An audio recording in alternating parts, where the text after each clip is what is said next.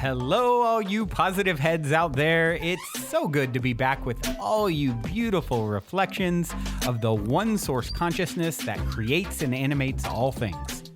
If you're new to this podcast, of course, we are super happy to have you here, and we just ask that you bring an open mind and heart to your listening experience and to be prepared to explore vantage points that I'm convinced will help shift or solidify your current understanding of the ultimate nature of reality in a way that is extremely empowering. Speaking of exploring powerful perspectives, I'm super excited to announce the release of my very first book, The Golden Key: Modern Alchemy to Unlock Infinite Abundance.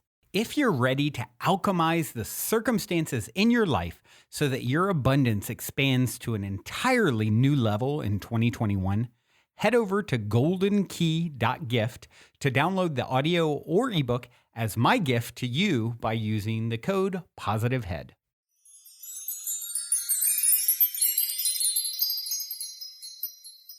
All right, all you positive heads, on this week's Soul Share episode, I'm very excited to have Dr. Joanna Kujawa here with me on the show. Joanna is a scholar, spiritual detective, and author of The Other Goddesses, which explores Mary Magdalene and the goddesses of Eros and secret knowledge. Super excited to have you here. Hello, Joanna. Welcome to the show, my friend. Hi, Brandon. Good to be here. Yeah, this is a very exciting book that you've written and topic, and looking forward to diving in. And before we do, I would like to start with my cliche opening question. And the cliche opener is this. You're in an elevator. The woman next to you looks over, says, "What's your passion?" You have 10 floors to answer. What do you say? I have 10 floors to answer. What's my passion? Wow. I have so many passions. For a long time, writing was my passion, but I think I kind of fulfilled this passion. And it actually part of writing of The Other Goddess was fulfilling of this passion. And another passion is probably to know the purity of experience and actually spiritual experience, and finding this spiritual experience and the unity in everything that we do. Because I Right. was never really a supporter of any aesthetic movement. I thought that it kind of polarizes us spiritually, do this, don't do that.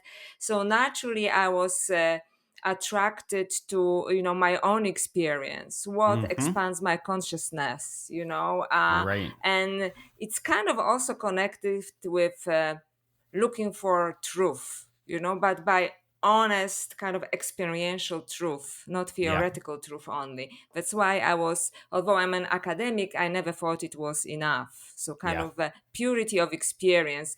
And one French philosopher called it like élan vital, which means like this energy, the juice of life. Right. To Right. Right. find the juice of life. That's my passion. And I believe that the juice of life includes, both spirituality and sexuality and everything, really. Yeah, yeah, absolutely. I love that.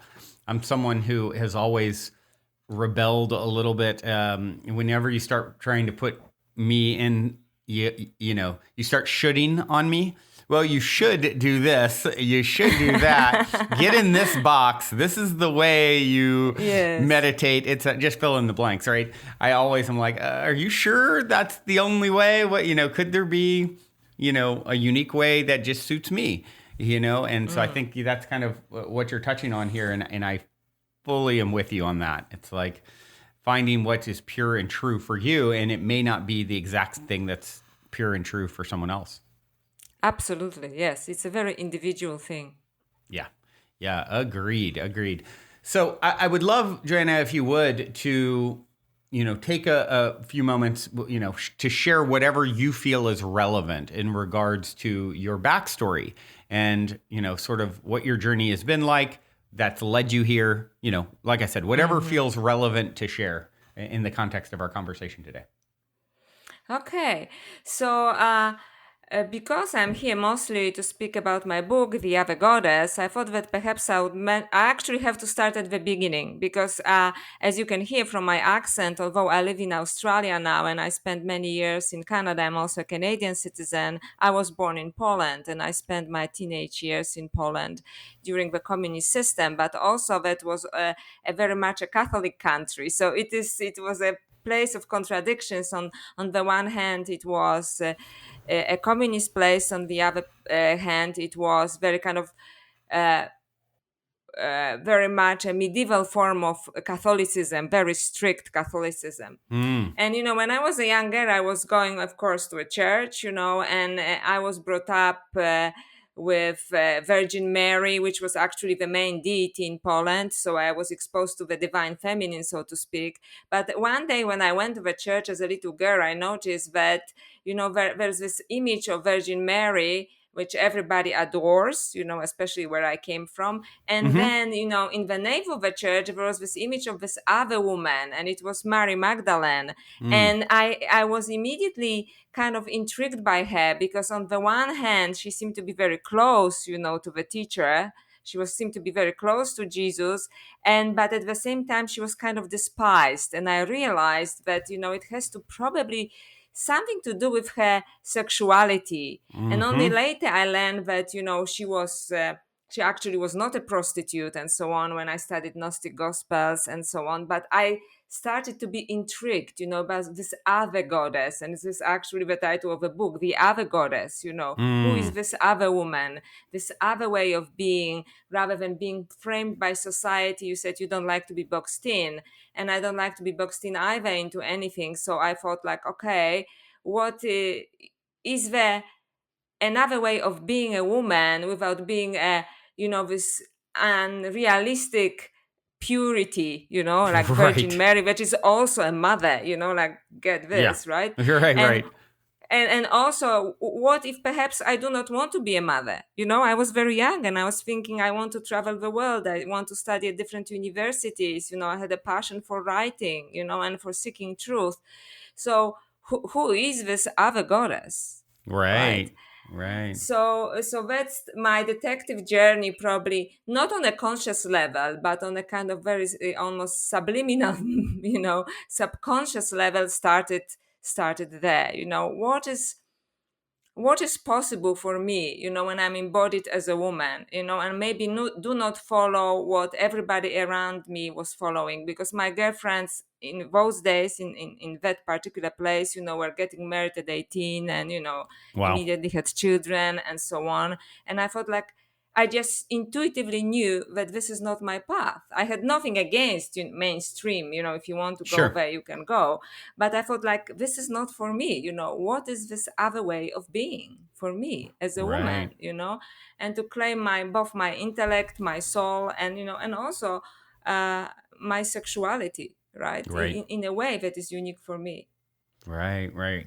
Yeah, that's interesting. So it's almost like the two represent the two different camps of Yeah. possibility in some way. And of course, there's more than two if you get, really nuanced with it, but at a high level. So, But yeah. also, if I may just add to this, Uh-huh. also later I realized, now when we talk about it, I realized that it actually represented a polarity in our psyche, not only in women's psyche, but in everybody's psyche, in men's psyche as well. This polarity between the mother and the harlot, for example, Right. right? And Right. then, I mean, there are so many other ways in between, right? Right. But this is what I sometimes felt that mainstream religions actually offer us, right? This is the archetype for a woman, either one or the other. And I Yeah. thought, like, this is not good enough. I'm going to explore other archetypes. Yeah. Well, organized religion is particularly good at the black and white, good or evil, Yes, black or white, one or the other. There is no gray, and that's right. there's an awful lot of gray, I think, in reality. Hmm.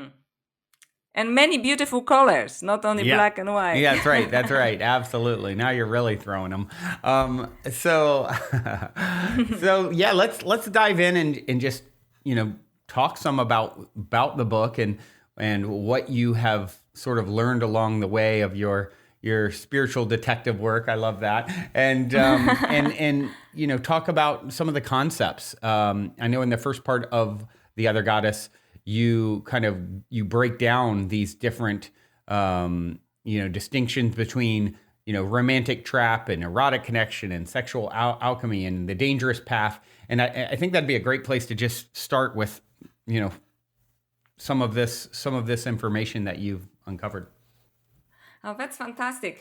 So, first of all, the book has 4 parts, and the first part is very personal. So, somebody told me you were very brave, to talk about it, right? Because I thought if I'm going to write about spirituality and sexuality, and then I have to start with my own experience, this is how we Sure. started this conversation.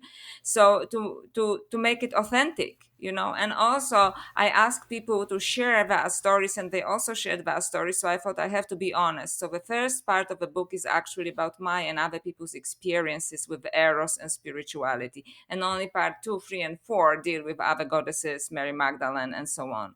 Got So it. in part 1, I start with this distinction that actually was originated by Eva Pierakos in one of her books, and I elaborated on it in my book, The Other Goddess. And there, I make this distinction between the romantic trap and erotic connection and so on. So let's start. What is a romantic trap, or even yeah, okay. What is a romantic trap? Because everybody is talking about romance. Everybody is talking about soul flame, I think, about Mm-hmm. soulmates and so on. But everybody is actually quite addicted to romance, and I think the reason why we are so addicted to romance, because it takes us on a wonderful trip. It's a kind of emotional high. We all love it.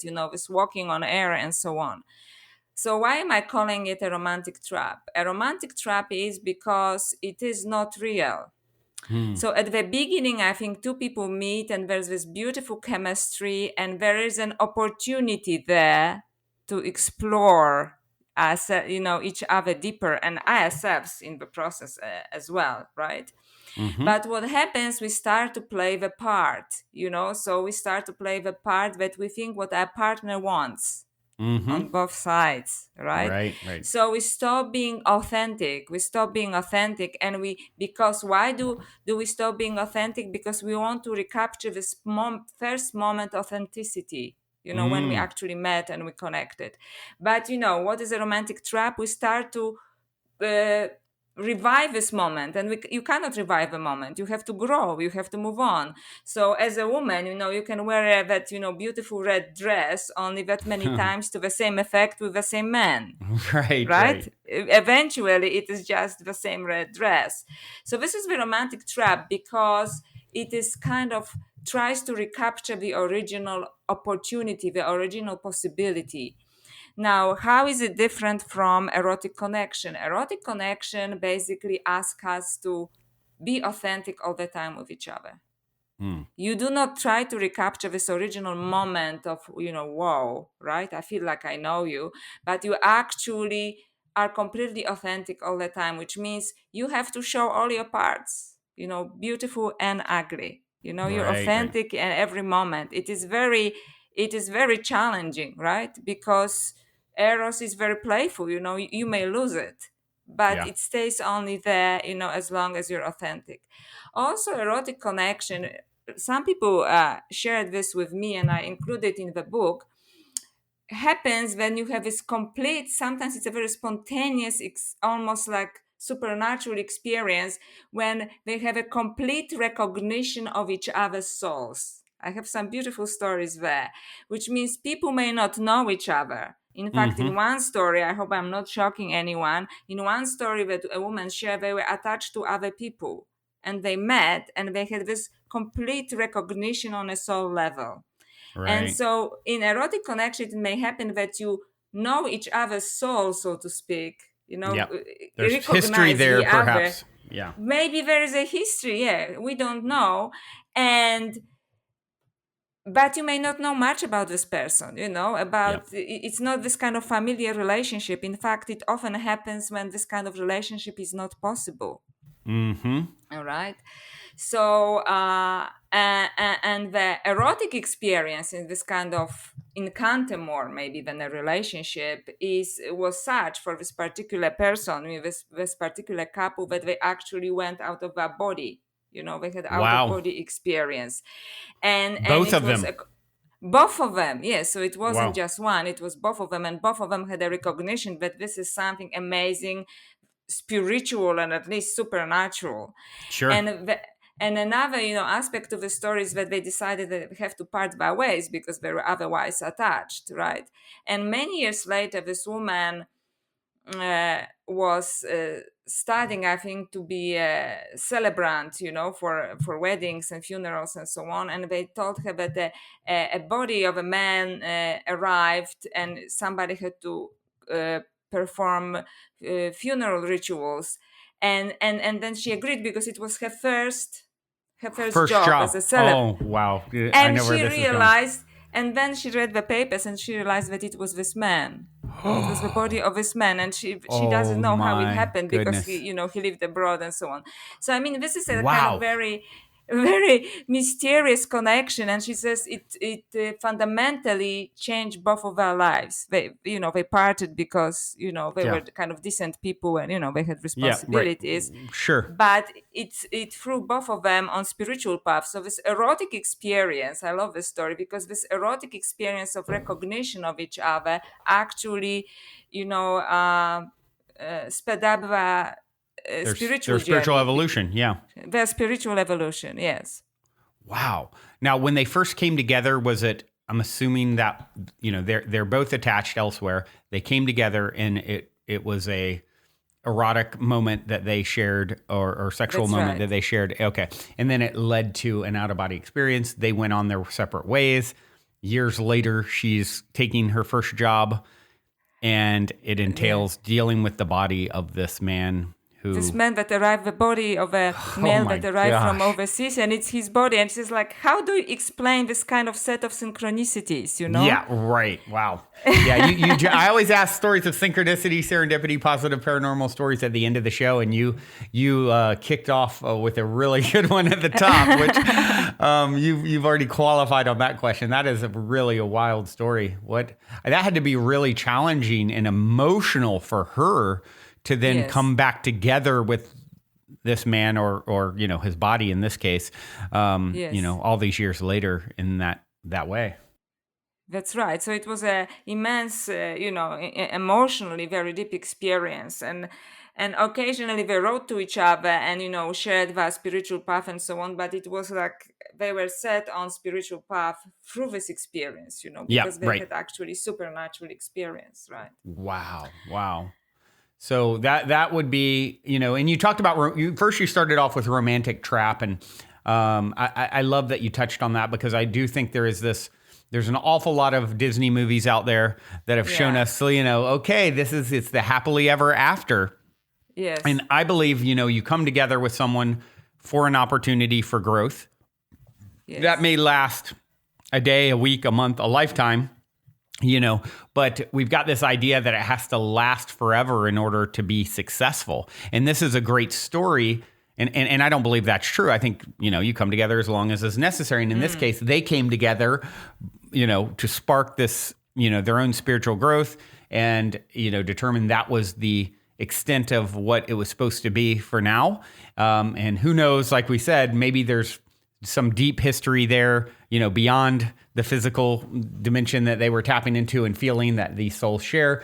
And it's not necessarily about length of time or longevity that determines the quality of a romantic encounter, or erotic encounter. And so I think that's a really important thing to clarify, because it creates so much confusion in our society. I remember one of my first girlfriends. It was such a powerful, actually my second ever girlfriend. And I remember when we split, it was time for us to move on. It was time for, us to experience other things. We were really young and to grow elsewhere. And I remember her telling me, how her dad had told her, well, we had been together a couple years, and her dad told her, "You were just used for those few years," And I'm thinking, what a destructive message to tell I your daughter. know. Meanwhile, to this day, all these years later, I cherish this person. They're not in my life. I'm not in communication with them, but it's like, what a awful thing to decide that's what it means, because it didn't last. For, like, in his case, he married his first girlfriend, and Yes. and of course, I heard years later they divorced. Surprise, surprise. And it's just one of those weird ideas in society that it's got to last forever in order to be successful, and I just don't believe that's the case at all. And curious your thoughts on that. Yes, and it also doesn't mean that it has to always end in marriage, right? Marriage Right. is one form of being together, of Right. experiencing together and experiencing love together, But sometimes, most powerful encounters may be, not leading to Yep. marriage, not leading to children. And that's why I was really interested in the spiritual aspect of that. What if it's not just about that, you Yep. know? Because in some ways we are inculturated, as you say, Disney and so on, right? That we Yep. have to, but this is how it is. You meet a boy, you meet a girl, and you get married and you have children, and that's the only way. Having said so, that's a legitimate way. But the point I'm trying to make in my book, it's one of many possible ways of being together Sure. or having a meaningful relationship, whether it lasts or doesn't last. It's not about lasting, as you said. It is about what did it bring into your life. Yeah. Yeah. Absolutely. Absolutely. So yeah, I know there's a few other key distinctions that you make in the book. You've got the romantic trap and the erotic connection piece, and then you go into sexual alchemy, and so I'd love to hear you speak on that. Okay, sexual alchemy, it's actually a little bit longer topic that I discuss later in my book as well. But basically, sexual alchemy looks into traditions, esoteric traditions that actually use sexuality for the purpose of expansion of consciousness. So when erotic connection is a spontaneous recognition of each other's souls, through erotic encounter, that may change our lives. Sexual alchemy is actually very often a set of rituals that were used, now we know about it, in especially in tantra, but Yep. also in some other traditions in ancient Egypt, and even in Sumer and so on. So this is kind of more organized way, so to Mm-hmm. speak, when Mm-hmm. there are these kinds of esoteric ways of trying to organize this experience, to provide maybe environment for this kind of experience. So it has set of rituals, right? Mm-hmm. And in my book, The Other Goddess, I also look into materials that actually discuss this possibility between Mary Magdalene and Yeshua, or Mm-hmm. Jesus. But this is later in the book. Mm. Another distinction that I make is the dangerous path, because I looked into French poet Baudelaire, but also the American Jack Kerouac, right, On the Mm-hmm. Road, right, Mm-hmm. and they're both very erotic sexual men who use the dangerous path, through Eros to expand their consciousness, and by that I mean that. Through erotic experiences, they foresaw, what Baudelaire calls the spiritual skies. Mm. But where did they look for these experiences? So Baudelaire, for example, fell in love with a prostitute. Mm. He called her Black Venus. And Jack Kerouac, had many girlfriends and so on. But he said, for example, that he had a spiritual experience with when he went down to Mexico in his book On the Road, where he and his best friend went to a brothel. So it becomes very controversial, but it means like you can find the spiritual experience in very unusual places, but that's a dangerous path because it usually has consequences, Right. because Right. it's not a conscious way of approaching spirituality and sexuality, right? Right. Right. So that ends up often like maybe using someone, like a Mm. prostitute, right? Or, some other consequences. So the dangerous path is a part of this, that some people get addicted to this high, Right. and look for this high all the time. Right. So it's Right. an element of addiction also. Right. Right. Right. Yeah. It's yeah, that's an interesting. I think that that path of sort of a lot of frivolous connection is Yes. one that many people take. And like you said, there can Yes. be all kinds of consequence that goes along with that. From, you've got sexually Even a transmitted diseases. delusion. Yeah. Yeah. Even delusion, you often meet people who say, "Oh, I just don't want to be attached," but they are either delusional or lying. Like it's one thing to not to get too attached, but it is basically, I just want to have some fun, but they are not being honest about it, right? Yeah. Right. Right. Right. Right. So yeah. Yeah. It's one of those things where I think, you know, a lot of people, or I don't want to be attached. I don't, or have open relationships or whatever, which I think there's a place for that for sure. And I also think at some level, we're all sort of seeking that deeper connection. No Absolutely. matter what you say, however you're moving and behaving, it's like at some level, I feel like that's in each and in every one of us. Absolutely, and that's why I find that this the story of erotic connection that woman shared with me is just so beautiful because it shows this it's almost like a natural inclination of the human soul, Yeah. right? Like to recognize yourself in another and recognize the other, right? Hmm. So that's very beautiful. Yeah, and where when it comes to sort of this organized, um, you know, approach, like you talked about, like tantra, of course, being the most, I think, widely known approach that I see more and more people exploring. Um, I know in your book you refer to a tradition that was started by a woman, which you say was sort of corrupted or hijacked. Can you share about that? Yes, yes, because then actually, if you don't mind, I would just kind of rewind a little bit, Okay. what happened in the book. Because, when I realized in this moment in the church, that there are the two archetypes, but there must be more, I started to look into also ancient Greek. Mythology, because it was the most common form of mythology, right, Yeah. that you Yep. could know.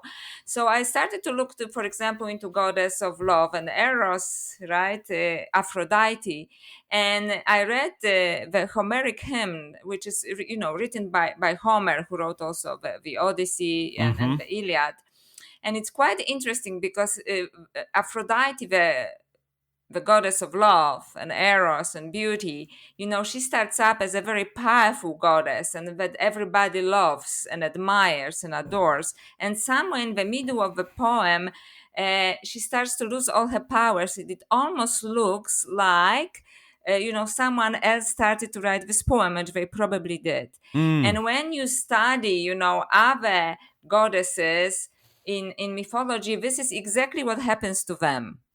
Hmm. So for example, they especially the ones that were sexually empowered, that are very charming and so on, it seems that as we progress closer to our times, or what Mm-hmm. some people call organized society, more and more this kind of women are being demeaned, or goddesses being demeaned. And it goes in all traditions. So for example, I'm sorry, it happens in all traditions. In Hinduism, there is a goddess called Sundari, who was an all powerful goddess, but very erotically sensual goddess. So when she laughed, she was so sensual that mango trees began to bear fruit spontaneously, Wow. That's and pretty so on. good. And she was a very powerful goddess, but somewhere, the closer we get to our times, now, what is called Sundari? If you go to India, so like this kind of dubious massage parlors and so on are Oh, called wow. sundaris and so on. So this kind of erotically empowered goddesses started to be demeaned. And when I studied early Christianity, for example, one of the fathers of the church, Saint Augustine, from the 4th century, when he was observing the rituals to the goddesses, he said this abomination, they Mm. called the goddesses abomination because they were just openly erotic, Wow. right? So So I noticed this, so to speak, the fall of the erotic goddess, the closer we get to Roman civilization, let's put it this way, to Roman Empire. So just to let you know that this is what was already going on in the West. But when we speak about Tantra, I thought, like, I wonder whether it was always like that.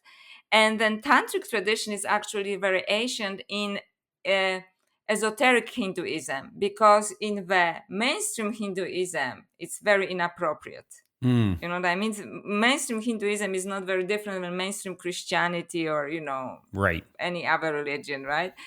So you have to look into esoteric traditions, and it's quite interesting. But as you start to look into esoteric traditions of all religions, they all have it, this underlying erotic ritual that is used for expansion of consciousness and for, actually for spiritual development. And when I looked into the sources of it, there was a woman, that's a kind of, who has beginnings in actually in mythology. So according to the mythology of esoteric Hinduism, there were three original sages, and one of them had two children, and one of these two children was a daughter. Her name was Arda Triambaka, because his name was Triambaka, so the daughter's name was Arda Triambaka. And she is actually the originator of a tantric tradition, which was later developed into what is called Kula ritual, which actually uses, sexual practices for the expansion of consciousness and, cosmic consciousness, so to speak. So basically, the erotic rapture takes us to the beginning of, of the universe, so to speak, right? So to the expansion to cosmic consciousness. And what happened, there were different dakinis, as they call them later, a lineage of women who uh, carried this tradition, from generation to generation in a spoken form, in an oral form, right? Because most of the time women were not allowed to be educated. And around 10th century or so on, this tradition was written down, but it was written down by men. Right. And once it was written down by men, and I'm not against men, I love my men and so on, but what I mean, the control shifted. Yeah. So once the control shifted, from the oral tradition that was carried by women, instead of being, the core of this tradition, were now being used for the expansion of consciousness of other gurus. So they started to use, and this is what's going on very often in many spiritual communities, that the gurus are using women sexually for their own spiritual evolution. Because actually, if you let me to explain, I also had a tantric experience which happened to me spontaneously. And according to this tradition and what happened to me, the woman carries the energy, this energy that basically moves kundalini energy, which is energy moving along your spine, first explodes in your heart, then moves to your forehead, and there pauses and explodes there. And in this experience, I actually completely lit up, like a bulb. Wow. That was so strong, and this energy spilled on the man. And this is what the tradition says, that the woman is the conduit and the man is the receiver. Wow. Of this energy. Wow. And after this kind of experience, I had a experience of a cosmic consciousness for 3 months, and I actually hardly could function in the material world, because everything, I didn't see the material world, everything was like particles of energy. Wow. So and I also knew that the energy moving through my body was conscious. Right? Because in this kind of situation, people ask you, how do you know it wasn't an orgasm? I said, because it was a conscious energy. A 3-month orgasm is like an awful lot. Yeah, that's right. So some people say, oh, I would be happy just with an orgasm. I said, look, this was not an orgasm. It was something, really profound and much bigger than just walking on air. Yeah. Like when you are in love or something.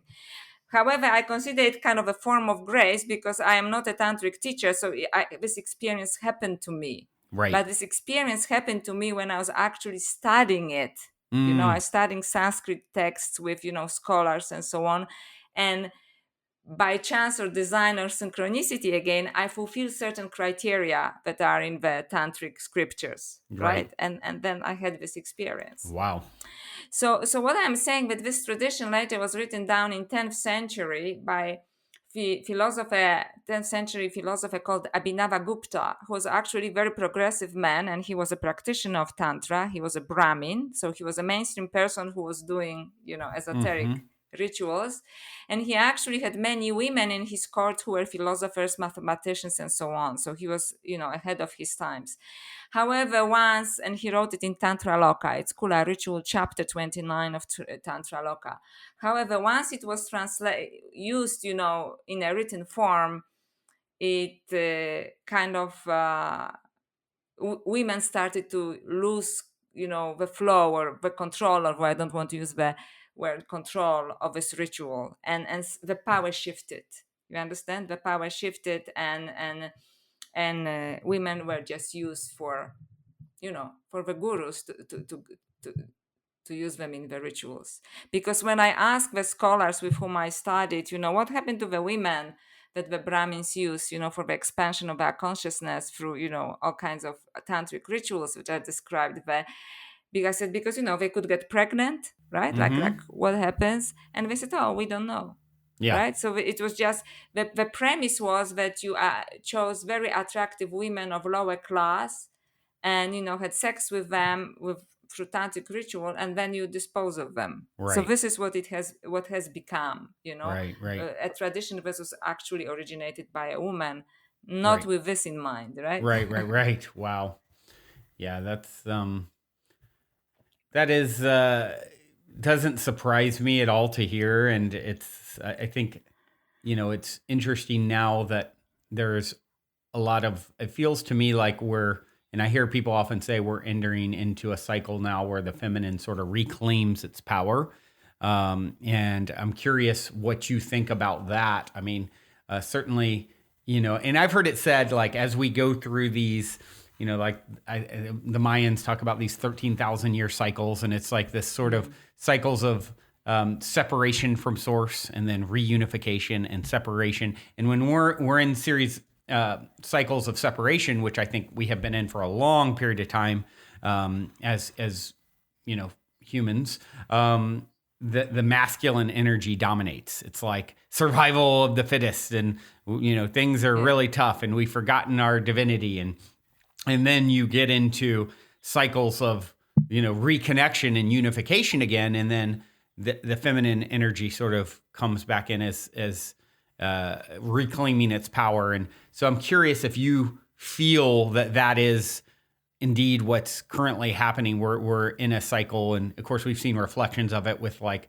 Me Too movement, and more and more equality. I know there's still work to do, but just curious if you think that we are coming out of this cycle of disempowered feminine and into a cycle of empowered feminine energy.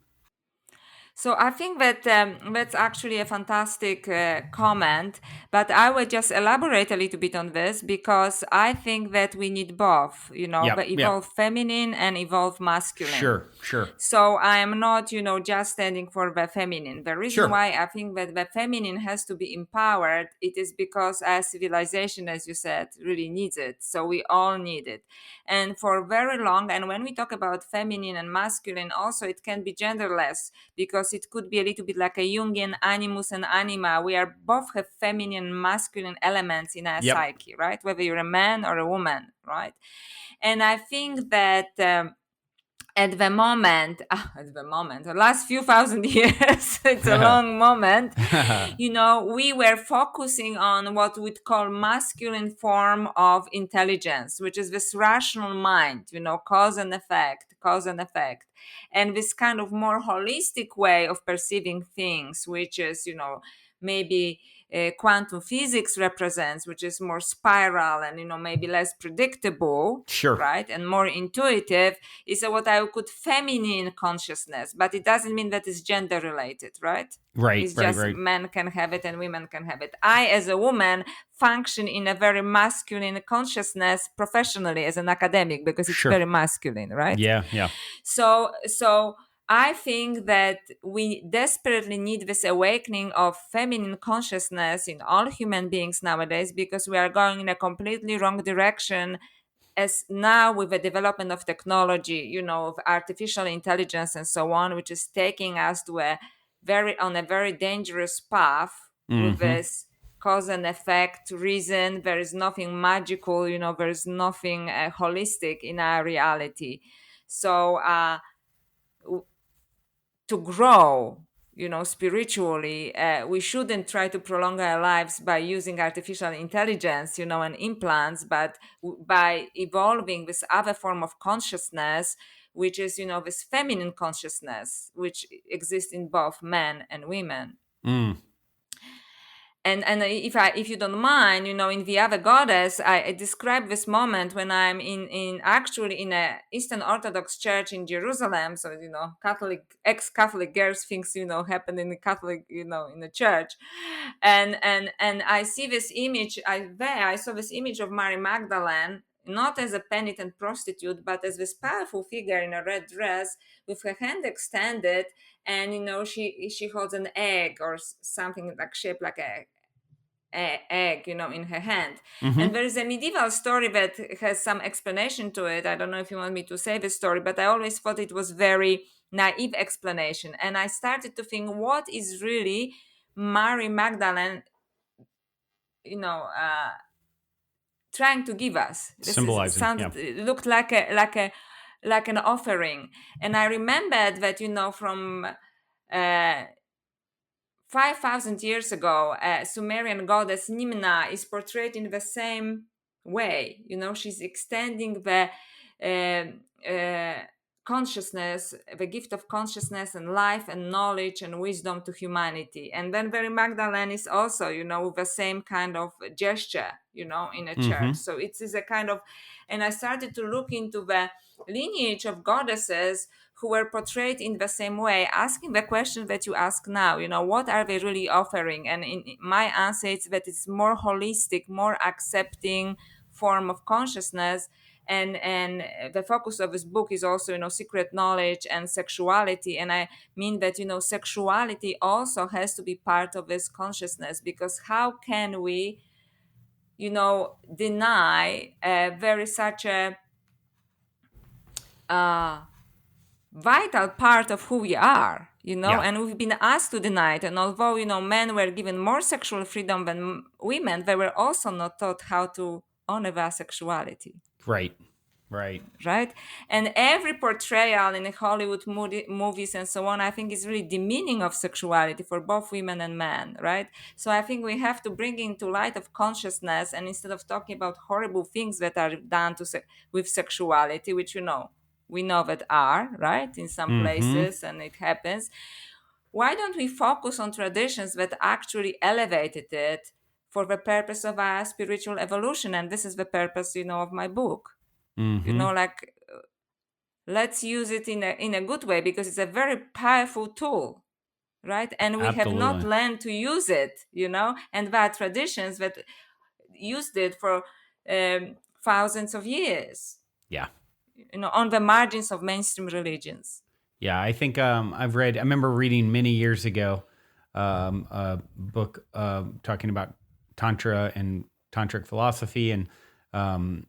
And I remember him saying in it, it was like the traditional, the way we experience sexuality in Western culture primarily is like, equating the orgasm to a sneeze. And then meanwhile, the actual experience that is possible is along the lines of what you were saying your experience was. It really like sending that sexual energy up the spine instead of out, and sort of cultivating it. And it makes a lot of sense when you look at how I think immature as a society we really are, and how much we're unlocking on so many levels in regards to, hold on, there's a lot more here going on if we dig a little deeper and get out of sort of superficial perspectives and experience and more of, seeking greater truth. So, if you don't mind, I have two theories. I think that one is that either people were afraid because they were, in the past and even now, of sexuality, and because they realize that it is so powerful, and they try to desperately to box it in, only this is possible. You have to get married and have kids, Yeah, basically, right? right, right. Because this is like for procreation, this Yep, is the only way to do it. Or a more kind of sinister or conspiratorial thing is that it was hijacked because the goddess, especially the erotic goddess, and sexuality that she represented, it was always associated somehow with secret knowledge, and women and priestesses and goddesses who represented this energy were demeaned and suppressed. So yeah, maybe there was some agenda that maybe someone does not want us to fully grow spirituality, to fulfill I would say divine potential, just stay in this kind of mathematical consciousness, right? That right. you're good with creating tools, you're going to be good engineers, you can send people to Mars, but Hmm. really you're not much more evolved than a gorilla in a way, right? Yep, right. On a spiritual level, because you're just gorilla with sophisticated tools, and I Yep, think this is not enough. yeah. And I think these goddesses, they offer us some answers. Yeah, I know. Absolutely. I know a substantial chunk of the other goddesses devoted to the Gnostic versions of Mary Magdalene. Can you briefly tell us, who were the Gnostics and how what we know of their works? Hmm. So, okay, so this is actually a very interesting story because the Gnostics, the name Gnostics come from Gnosis. Gnosis is a ancient Greek word for inner knowledge or inner Mm. spark or inner Hmm. divinity. So, the history goes long before Christianity, but in this context, of Gnostic Gospels and so on, Gnostics were the kind of, you could say, rebellious early Christians who said, what is happening to the teaching of Jesus is not what Jesus said. So they Yeah, had a completely different interpretation, that he was focusing on inner wisdom, yeah, right? So they believe that he gave three different types of teachings. One for simple people, just little parables and so on, which is what's actually in the Bible. One to his disciple, which was the second level, and they argued, some of them, that the third most advanced esoteric knowledge he passed to his favorite disciples, and one of them was Mary Magdalene. mm. So so in this way, and they always kind of make the distinction between Peter, who represented organized religion, and Mary Magdalene, who represented them, which is Mm. means like your own individual search for your own divinity, Right. right? And how do we know about them? So what happened, basically, there was a plethora of different writings, in first and second century, but in the fourth century, between 324 and 326, there was a Council of Nicaea where it was decided that only four gospels go to the Bible, the Right. ones that agreed with what Roman Empire considered decent, Right. nothing radical, right? Right. Right. And then the rest was repressed. And however, they were found in 1945 in a desert in Egypt. Right. Papyri which say, oh, the Gospel of Mary Magdalene, the Mm-hmm. Gospel of Thomas, the Gospel of Philip. And this is where Mary Magdalene is portrayed as the favorite disciple, and often also as a intimate partner of the teacher. Mm-hmm. And in other works, such as Pistis Sophia, for example, which is basically a dialogue between Jesus and Mary Magdalene, because it has 41 questions, and 39 of these questions are asked by Mary Magdalene. And each time, Peter gets upset and says, "Why are you even talking to this woman?" Yeah. You Wow. know? So it's or in Gospel of Philip, she's called his koinonos, which means partner or a wife or a girlfriend. There's Mm. no, and then he often kissed her, and it makes disciples jealous, and disciples ask, "Teacher, why do you love her more than us?" Wow. So Wow. that's a powerful stuff, right? Yeah. That's Right. and they talk about bridal chamber and so on. So this is where completely different version of the teachings, and Mary Magdalene is the central figure there. Yeah. Wow. What a shift from what we've Quite all a been shift. spoon Yeah. fed. Yeah. Yeah. And these were found in the 40s, right? You said?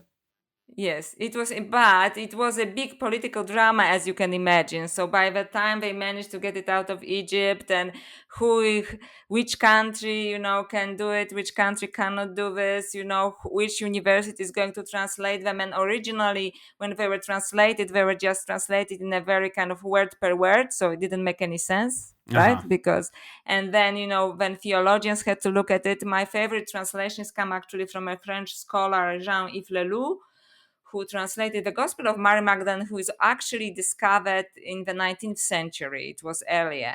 But the Mm. other Gospels were discovered in 1945 in a desert, Mm. uh, in quite adventurous, circumstances on the deserts of Egypt. So it is a fantastic, actually, almost adventure story as well. And it's quite interesting that these writings came to surface, I'm sorry, now when I believe we are ready to receive them. Yeah. Now that, as you said, the divine feminine, or this feminine consciousness, or goddess consciousness, that I call, Mm-hmm. in my book, is resurfacing. Like, everything has its good time. So great, again, another synchronicity for you, right? Yeah. Yeah. Absolutely. Absolutely. Well, and of course, in the most known gospels and that are in the Bible, we sort of Mm-hmm. know what happened to most of the male disciples of Jesus. What does these Gnostic gospels, what do they share about the ultimate outcome of Mary Magdalene? Okay, so Gnostic Gospels don't really talk about what happened after. She's just giving teachings in the Gospel of Mary Magdalene and so on. But, there are different myths and legends that discuss, what happened to Mary Magdalene. And I have my own theory, which is, it's part, it's research, but it's based mostly on oral tradition and mythology. It Mm-hmm. is that most disciples had to leave because they were persecuted. Right. Mm-hmm. So it makes sense that Mary Magdalene would be also persecuted, especially being a woman, and if it's true Sure. that she was favorite disciple and so on. So, Talk about a target. and talking about the target, yes, what the target, right? So we don't know anything. Okay, later I'll speak about France, but let's start with Egypt. So in many sources, even the Catholic sources, says that part of the reason why Mary Magdalene's status was kind of uncertain a little bit among, Orthodox Jewish society, because apparently her father was Egyptian, who Mm. converted to Judaism. Mm. So she was like only like part Jewish, right?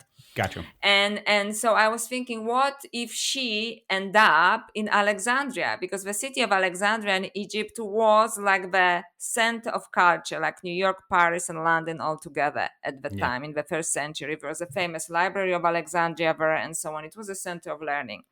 And I learned that actually there was a group of philosophers in Alexandria called Therapete, who had connections with the Nassenes, which is a group of Gnostics in the Holy Land, with whom often Jesus was associated, Mm. and therefore possibly Mary Magdalene, and that they accepted women philosophers also, Ah. so spiritually gifted women.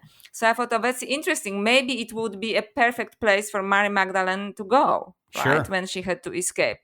So then I started in my research to look at, was there a woman who would fit her description? And I discovered that through several resources, that including, third century alchemist called Zosimus from Akhmin in Egypt, who talks about very famous female alchemist, philosopher, prophetess, was called either Mary the Jewess, Mary the prophetess, or Mary the alchemist, who lived in the first century Alexandria. Oh, wow. And she specialized in spiritual alchemy. So it's not, uh, turning base metals into gold, by basically focusing on spiritual evolution, Mm. right? And the reason why she could even open a famous school, it was because she was partly Jewish, when Egyptian pure Egyptians were not allowed to share their knowledge outside of the temples. Wow. So I thought that it was maybe an interesting possibility, especially that, he was from Akhmin, which is a Mm-hmm. place in Egypt, and the Gospel of Mary Magdalene was also discovered in Akhmin many Ah, centuries later. So there is interesting. this, Akhmin connection there. So I thought that that's one of the possibilities. Sure. Also, in medieval sources starting from the 2nd century, but written down much later in the 13th, 14th century, there is a golden legend that talks about Mary Magdalene going to southern France. But there, they say that she went to southern France only 14 years after the crucifixion. So I thought she still had the time to go to Mm-hmm. Alexandria. And there's a long tradition of Mary Magdalene going to southern France, and people in southern France, in Provence, especially, they do believe it. There are pilgrimages, there are shrines, and in fact, in one place in southern France, there is this what they call the relic of Mary Magdalene, and it was confirmed that it is a skull of a woman from the 1st century. Wow. And a few years ago, National Geographic brought some scientists, and they kind of did the 3D image of this woman. How did she look like in case it was Mary Magdalene? And it does show a Middle Eastern woman, Wow. So, Wow. so there are many possibilities there, Wow. and it's quite interesting that so many traditions claim her. Yeah. Yeah. That's really interesting. What a story, that just in general, her story, however it played out, just like what a That's right. fascinating journey to be that figure, you know. Yes. And so, consistent with Gnostic teachers, because Gnostics argued that Peter went to Rome and basically, the church started, because he Yep. was very traditional in his beliefs, Yeah. right? When Mary Magdalene represented what, the real Gnosis, which means she said, you have to look within, you have to look for your original spiritual experience, right? Yeah. So she was not interested in starting a church or a Yep. cult or anything like that, Yeah. right? Right. Right. So, but in all traditions, including the French tradition, she was highly educated, not only beautiful, coming from a powerful house, but also a very well educated woman, which I think it's again very interesting. That whether you look at my theory, that she went to Egypt, or the French tradition, in both traditions she was very well educated. Yeah. You know. Right. Right. And in the version in Alexandria, did you say that she was known for uh, actually changing base metals or not? I didn't quite catch that. No. I'm sorry. Yes. So perhaps didn't make myself clear, because there are two forms of alchemy. One, it Right. is that you basically change base metals into gold, right? So Right. this is the Right. physical Right. alchemy. And the second form of alchemy is the spiritual alchemy. Right. So basically, using methods for expansion of consciousness, right? So, and Yep. she specialized in this. So she was a Right. That's what I spiritual thought. alchemist. Yeah, I thought so. I just wanted to clarify there because that was, I wasn't quite clear on that. Yeah, I don't think she was interested in producing gold. Yeah, right, exactly. Wow, that's all is so fascinating, and I'm curious, if there were other figures that, other historical women who practice alchemy in some shape or form, um, other than Mary Magdalene that you've studied as well, or Yes, actually, I came across a work of another scholar, John Taylor, and she makes a long list of women, who were really well educated, and who were also and who were, interestingly, being like Mary Magdalene, were considered prostitutes. But what does it mean? The heteri. They were considered prostitutes because they were not traditionally good girls, which means instead of getting married and having children, they decided to have an education and right, sometimes live in a partnership with another man or a philosopher. But that right, they were not prostitutes, but were called prostitutes because of that, because they were right. indecent. right? Right. Because a decent woman would stay in a kitchen, right? Right. And Right. so on. Right. Right. Especially in ancient Athens, which was, wonderful place to be if you're a man, right? Yeah. But if you're Right. a woman, not much opportunity there.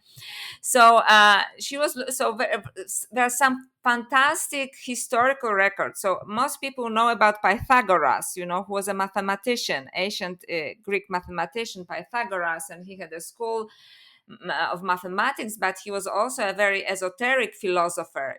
This is when sacred geometry and sacred mathematics starts, and so on. Mm. And so we know about him historically, and children learn about him in schools and so on. However, what people didn't know, or for some reason, although it is in the records, that, for example,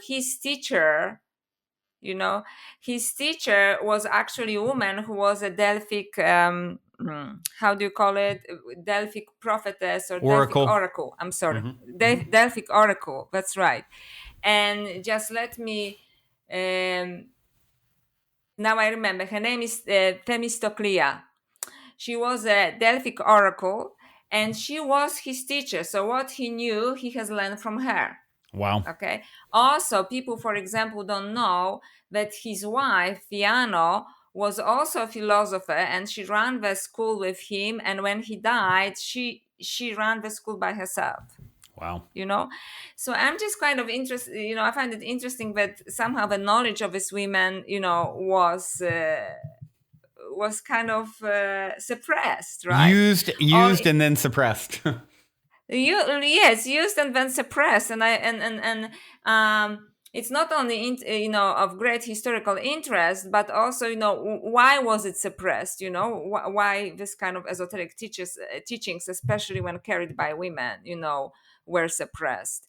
And then there was also Aspasia, who was a partner to Pericles, but also she was a philosopher, and there are numbers and numbers of philosophers, who female philosophers were usually interested in esoteric philosophy.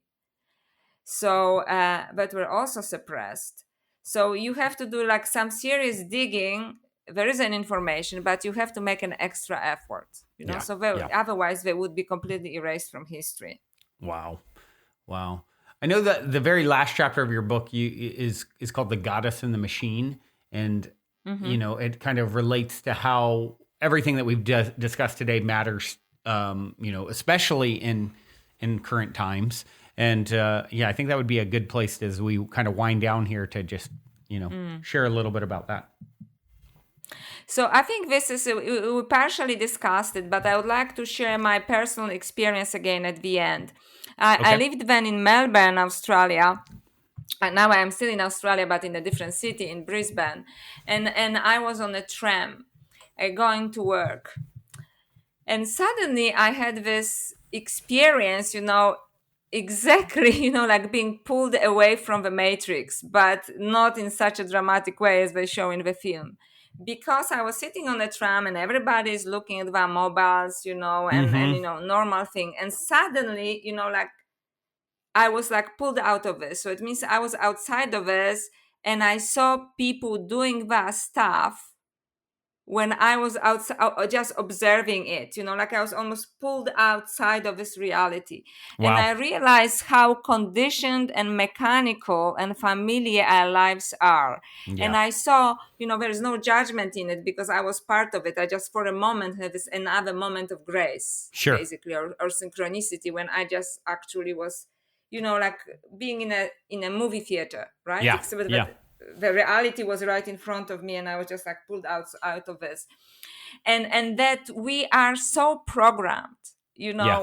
we get up at the same time, we have a breakfast, we go to take drive to work in a particular through a particular route, or like I took a tram, right? Yeah. And so on, and then we behave like a machine, like Mm. basically like robots, Yeah. Yeah. and I realized, that all of these ancient teachings actually that were suppressed, talk about this other consciousness, which is completely spontaneous, that is completely intuitive, and that we somehow lost it, and that we have to absolutely regain it so we can snap out of this enculturation of this dogmatic way of being when we just accept, right? Because Right. right from the beginning, when we are born, we are being conditioned. And I understand that we have to function as citizens, so to speak, right? But I think we completely started to buy into our parts. This is Yeah. just roles we are playing. And we Yeah. forgot, a spiritual part in this life, Yeah. right? That we spiritual part of this life. And I think that this is what goddess consciousness is. And, all of this long lineage of goddesses, and this particular image, that brought this lineage of goddesses to my mind, that I saw Mary Magdalene with her hand extended with a gift, which is also the goddess Nimna, which is 5,000 years ago, also, exactly the same Yeah. expression, and a gesture, offering this deeper wisdom to us. And, will we listen? Because if not, our civilization will go in a terrible direction, right? Right. Like, as I said, we are actually going in the direction of artificial intelligence rather than spiritual consciousness. Yeah. Yeah. Wow. Yeah, absolutely. I think it's an invitation, and I've heard some interesting stories from people. I actually had a friend who had done a plant medicine journey, and that was sort of what was shown in his case. In that journey was these two different paths that we choose from, and that there's actually a split that happens, that the humans that go more of a spiritual path, and then there's the humans that become sort of fully integrated with AI and technology. And it's kind of like the two different paths. Cyborgs, basically. Yeah. So I wonder. Cyborgs, yeah. Yeah, exactly. So I wonder if that is indeed the destiny, is like both will come to pass. Which one will you sort of align with? Who knows such things? I suppose only time will tell. But it from one perspective, I think it kind of makes sense. But if I can just add, because in all of these esoteric traditions that I just, very briefly mentioned as we are having other conversation, a goddess or goddess consciousness represents, or it's called Prakriti, represents the creation, which Mm-hmm. is both spiritual and biological world, which is Yeah. really different than, Yeah. artificial intelligence, right? Sure. And it is very holistic. It is very sensual, and we cannot give up on this, because we are getting more and more disconnected from this consciousness, and that's why I think we really really need to discover this lost goddess, this other goddess, and what she has Mm. to offer for us, not just for women but for the entire humanity, because as I said, we all Yeah. have Yeah. masculine and feminine, and we are both going in a direction of too much of the masculine and not enough of feminine. So it is not really about bringing back the divine feminine, it is just about bringing back the balance between the masculine and the feminine. Mm-hmm. Yeah. Well said. Well, this has been absolutely amazing, and such a fascinating topic. And I'm so grateful that you have brought this, more to the forefront, and shined a light on this very important part of, humanity. For those who want to connect with you, get the book, etc., what is the best way for them to do that? Okay, so I think the best way to, by the way, the full title of the book is The Other Goddess, Mary Magdalene and the Goddesses of Eros and Secret Knowledge. And I think probably Amazon or Book Depository are probably the best places, Mm-hmm. Mm-hmm. like it or hate it, because they're available for everybody to Yep. connect with. So, and that would be actually one wonderful way of connecting with me, because I get very personal there, Mm-hmm. especially in part one. And if somebody wants this book also, I would like to hear back from them, because I intend it as a dialogue. I do not Mm-hmm. necessarily claim that I have answers, but it's a kind of a proposition, a Sure. possibility, right? So to open a discussion on this topic. Beautiful, beautiful. Well, I do have one final question for you here as we wind down, and that question is this: in 60 seconds or less, what is the meaning of Wow. life? The meaning of life. Wow. A little more cliche for you to close it out. The meaning of life, according to Dr. Joanna Kujawa. The meaning of life. Discover your authentic self. Yeah. And discover your own divinity, actually, in this embodiment. Yeah. Yes. Accept who you are completely and take it higher through your experience. Beautiful. Beautifully said. Thank you so much for taking the time to come on and share. And all of you out there for tuning in your beautiful brainwaves and incredible hearts. Until next time, journey well. Thank you, Brandon. Also, before we sign off, I wanted to remind you to download the Golden Key audio or ebook as my free gift to you at goldenkey.gift using the Golden Key code POSITIVEHEAD. And please, if you enjoy my gift, leave a positive review on Amazon so others can find the book and unlock their lives with the help of the Golden Key as well.